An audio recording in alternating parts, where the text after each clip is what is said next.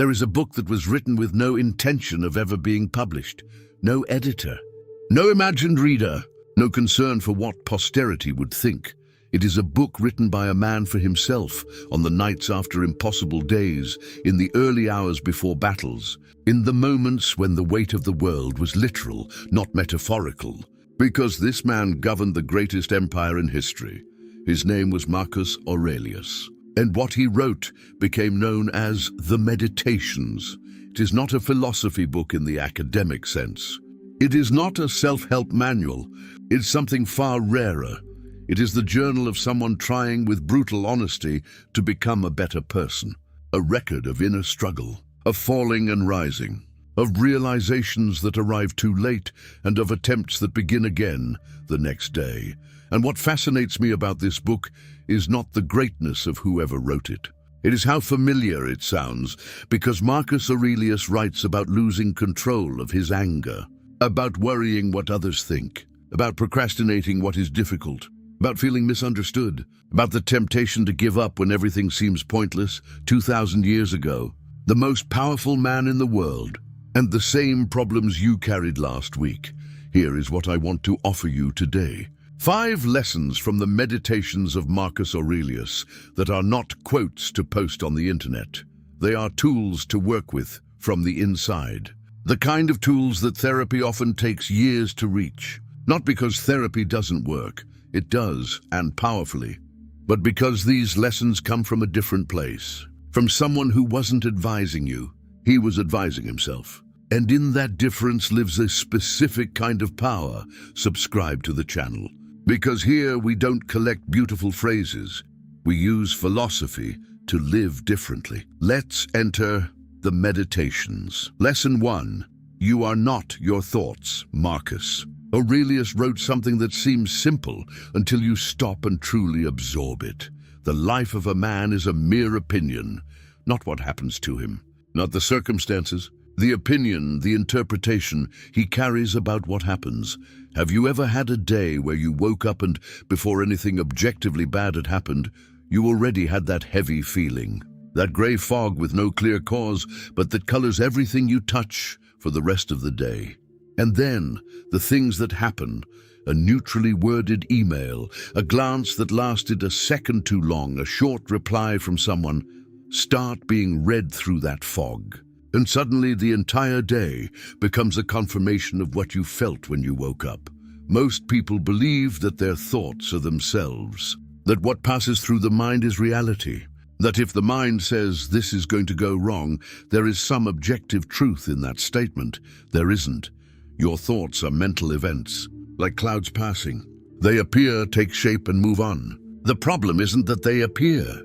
The problem is when you fuse with them, when you stop observing the thought and start being the thought. Here's what almost no one notices. You can have a thought and not believe it. You can observe the fear without being the fear. You can notice the anger without becoming the anger. You can perceive the insecurity without letting it drive. Marcus Aurelius practiced this every night. He wrote down his thoughts, not to immortalize them, to externalize them, to create distance between himself and what was in his head, to remind himself this is a thought, not a truth. Modern psychology has a name for this: cognitive diffusion. Acceptance and commitment therapy, one of the most effective approaches in contemporary psychology, uses exactly this technique.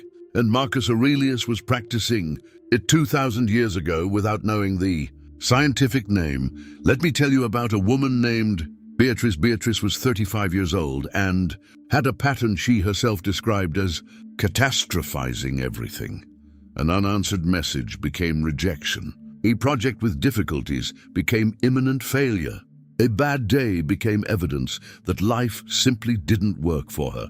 She had been in therapy for 2 years and was making progress, slowly.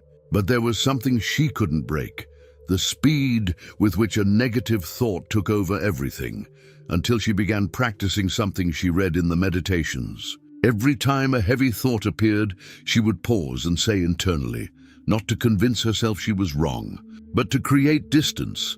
I'm having the thought that this is going to go wrong, not this is going to go wrong. I am having the thought that this is going to go wrong. 3 extra words. An enormous distance. Over time, she began to notice the thoughts before being swallowed by them.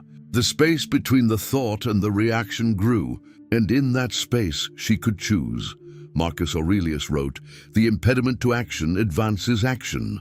What stands in the way becomes the way." But before you can act differently, you need to think differently.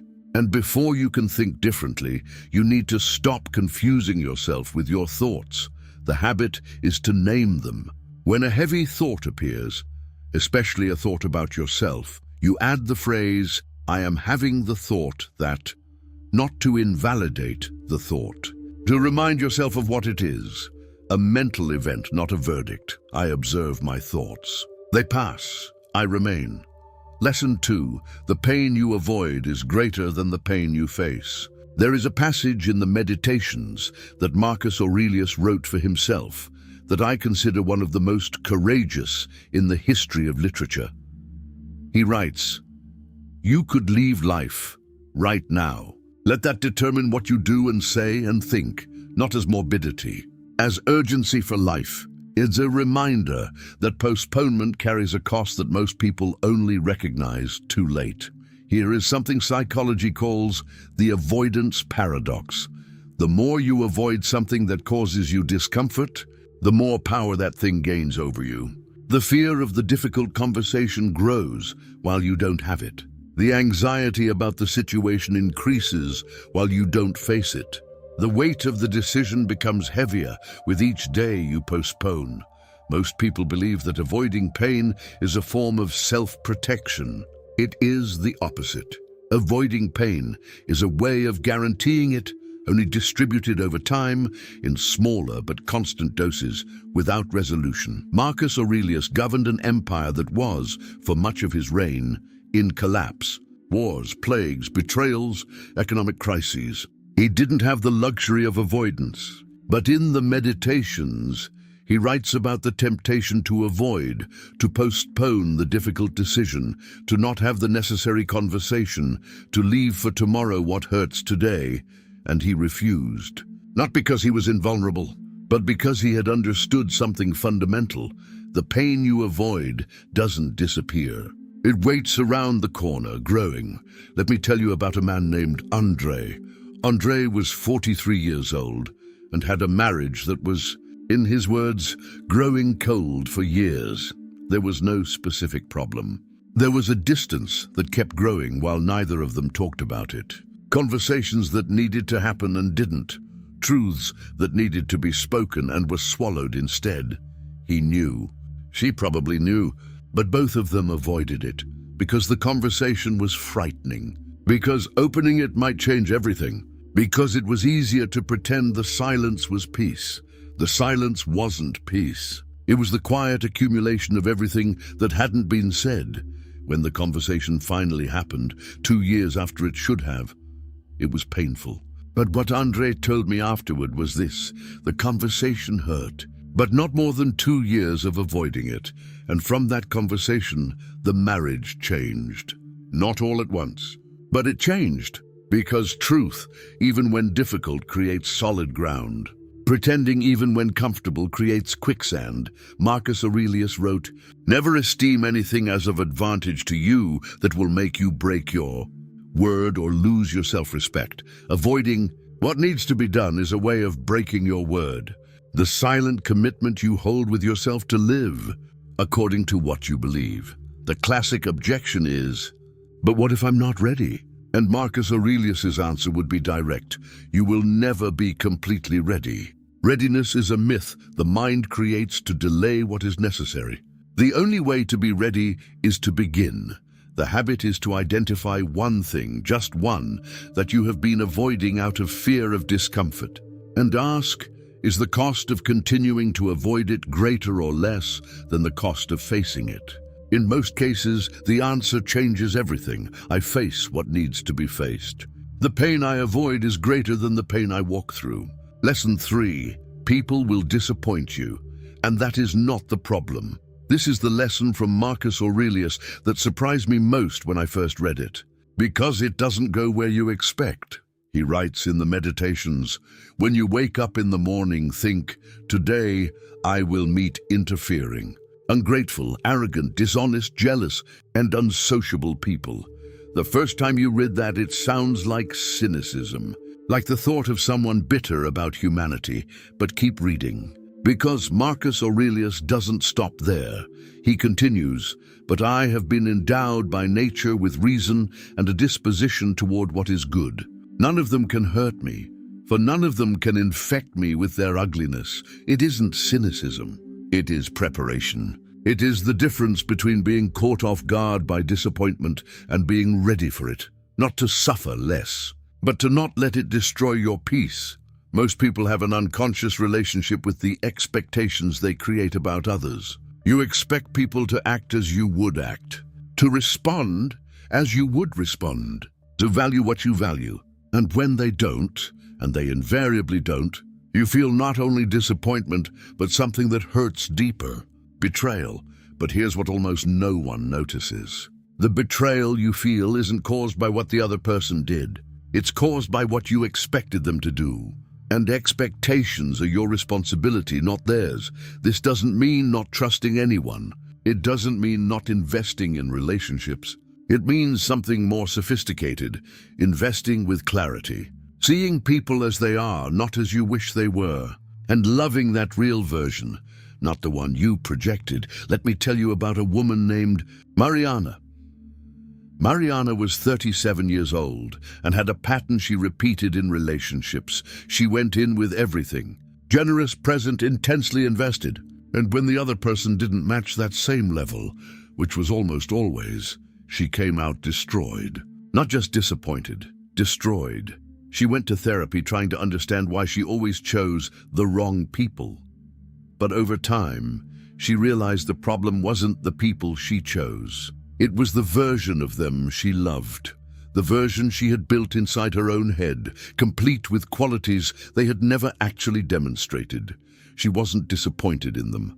She was disappointed in the fiction she had created. When she read the passage from Marcus Aurelius, this idea of waking up prepared to meet people with real, not imaginary limitations, something changed. Not the way she loved, but the foundation on which she loved. She began to invest in people as they actually were, with their real virtues and their real limitations. And she discovered something surprising. Loving someone for their real version is more stable, more deep, and more satisfying than loving the ideal version that never existed. Marcus Aurelius also wrote, "Accept the things to which fate binds you, and love the people with whom fate brings you together, and do so with all your heart, not with illusion." The objection that will come up: "But if I expect the worst from people, won't I close myself off to them?" No, there is a difference between expecting the worst and seeing clearly. Expecting the worst is pessimism. It's a closed posture. Seeing clearly is effective realism. It's an open posture, but anchored. You invest genuinely, but you don't build that investment on expectations the other person never promised to fulfill. The habit is a question before any disappointment turns into resentment. Was this expectation mine alone, or was it a real agreement the other person actually made with me? If it was only yours, you can release it without needing to blame anyone. I see people as they are, and I love that real version. Lesson 4, you already have enough to begin. There is a sentence in the Meditations that Marcus Aurelius wrote for himself that is, at once the simplest and the most difficult of all. Waste no more time arguing about what a good man should be. Be one, not later when the conditions are right, when the moment is ideal, when the necessary approval arrives, when the missing resource appears. Now, with what you already have, which you systematically underestimate, most people live in a state of waiting disguised as planning, waiting to have more money to start the project, more time to take care of their health, more courage to have the conversation, more clarity to make the decision, and while they wait, life passes. Not dramatically, quietly. One day after another, each with a legitimate reason not to be the right day, Marcus Aurelius did not have perfect conditions. He governed during wars, during the Antonine Plague that killed millions, during betrayals within his own family. His closest Stoics were dying, his health was failing, his children were dying young, and yet he wrote, he reflected, he improved. Not when conditions were right, because conditions were never right. He wrote, very little is needed to make a happy life. It is all within yourself, in your way of thinking, not in the circumstance. In the way of thinking. Let me tell you about a man named Guilherme.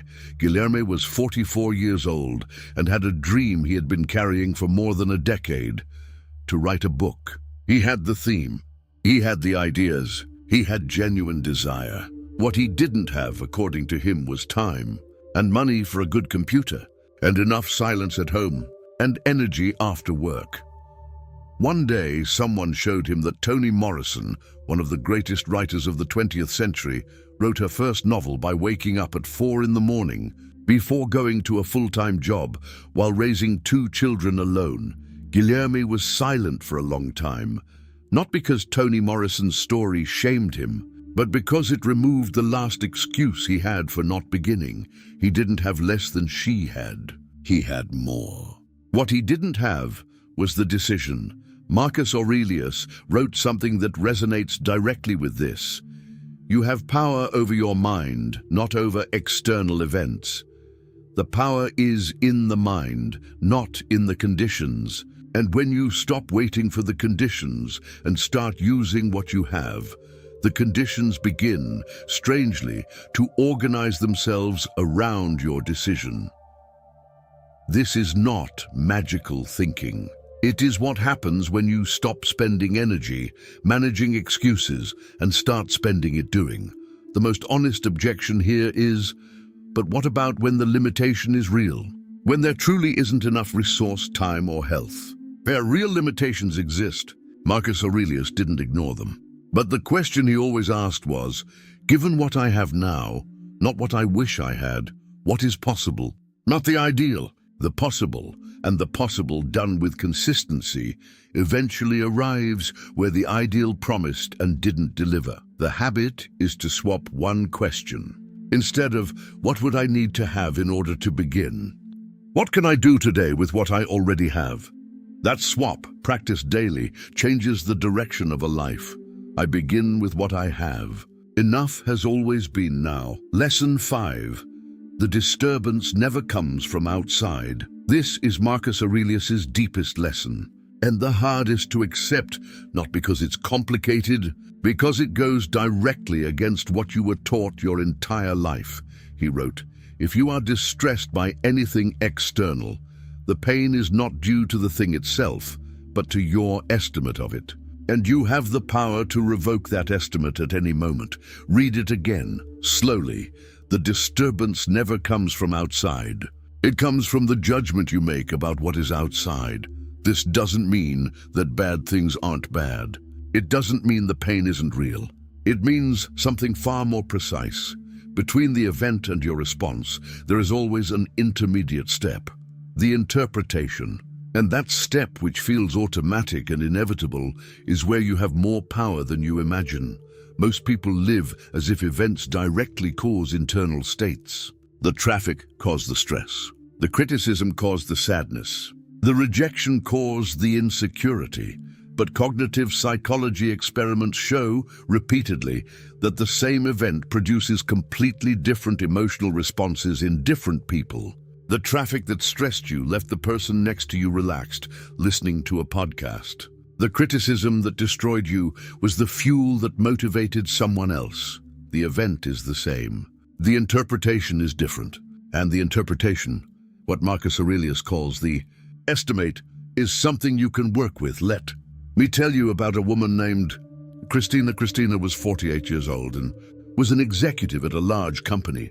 One day her boss, in a meeting with the entire team, criticized her work in an unnecessarily public way and, in her view, unfairly. The next day she woke up with it corroding everything. She spent the entire day replaying it. How dare he?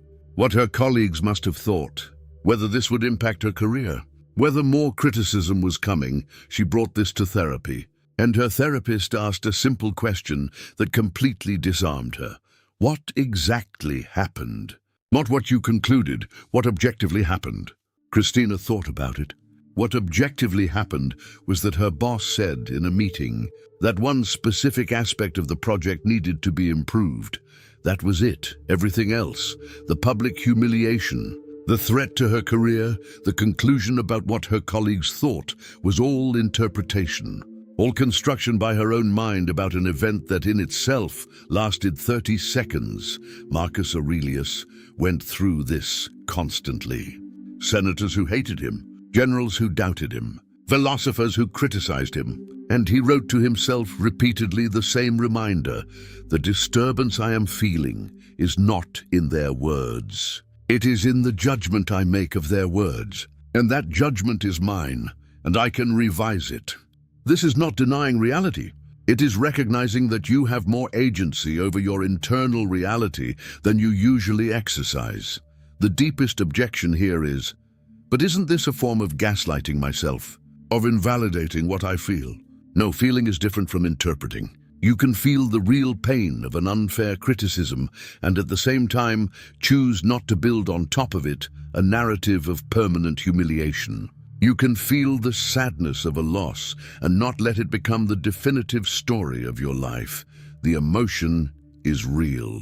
The narrative you build on top of it is chosen. The habit Marcus Aurelius practiced every night, and that you can begin today, is the examination of a disturbance. When something disturbs you, write, what objectively happened? What did I interpret? And is that interpretation the only possible one? Or does another exist? That simple examination, done consistently, begins to create space between the event and the reaction. And in that space, as Marcus Aurelius discovered night after night, in the silence before battles, lives freedom. The disturbance is my interpretation, and I can choose differently. 5 lessons, 2,000 years. One man writing to himself in the dark.